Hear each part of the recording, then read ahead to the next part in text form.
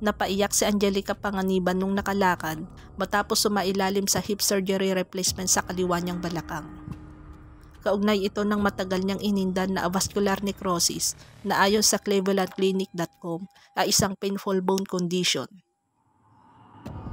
Unti-unting namamatay ang bone tissue dahil sa kawalan ng blood supply at malaki ang epekto nito sa mobility ng tao. Ang kaliwang hip na Angelica ay nasa stage 3 na ayon sa webmt.com, more than a third of the bone's weight-bearing area is dead.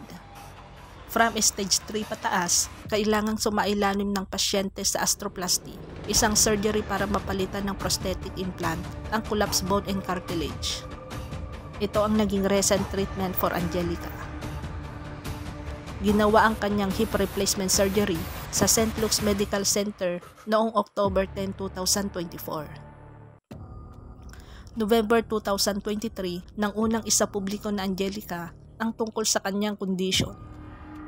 Una siyang nakaramdam ng pain sa katawan noong July 2022, 6 month ng kanyang pregnancy. Hindi pa raw eksaktong matukoy noon na Angelica kung sa balakang o sa legs ang nararamdamang sakit. Inakala raw na Angelica at that time na parte lang yon ng kanyang pregnancy. September 2022 nang manganak si Angelica pero napansin niyang sumasakit pa rin ang balakang lalo na kapag binubuhat ang kanyang anak. Hindi naman daw basta makainom ng gamot dahil siya ay nagbe-breastfeed. Nag-physical therapy ng 2 buwan na bagamat nakatulong ay pasulpot-sulpot pa rin daw ang sakit sa balakang niya. Hanggang sa nagpa-check up siya sa orthopedic at saka sumailalim sa stem cell treatment para sa kanyang nerves. Pagkatapos noon ay nagpatuloy siya sa normal routine. Tumutulong sa gawaing bahay, nagwo-workout at nagbubuhat ng baby. Pero dapat pala ay naghinay-hinay muna siya sa paggalaw. Bumalik kasi ang pain at umabot sa puntong halos hindi raw siya makalakad nung nagbakasyon sa Palawan kasama ang mga kaibigan noong February 2023. Sa vlog na in-upload niya noong November 13, 2023, sinabi niyang October natukoy na mayroon siyang avascular necrosis. Sumailalim daw ulit si Angelica sa stem cell treatment. Ang kaibahan sa una ay kailangan na i-drill ang buto niya sa left and right hips para direktang maturukan ng platetic-rich plasma. Pagkatapos noon, mainiinda pa rin siyang sakit pero pilit niyang tiniis ito. December 31, 2023, ikinasal si Angelica kay Greg Homan sa Los Angeles, California, USA. Muli silang ikinasal sa Siargao noong April 20, 2024. Bandang June 2024 ay limping na akong maglakad. Kwento ni Angelica sa kanyang July 13, 2024 vlog.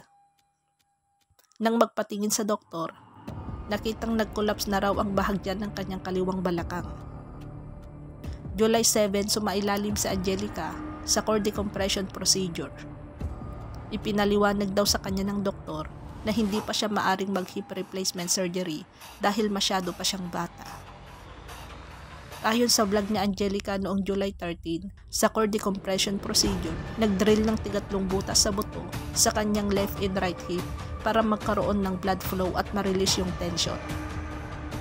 Kinunan daw siya ng bone marrow at nilagyan ng bone stimulant at PRP para makatulong daw na ma-delay ang collapse ng kanyang balakang. Pero hindi pa rin umubra ito para maibsan ang chronic pain na nararamdaman ni Angelica.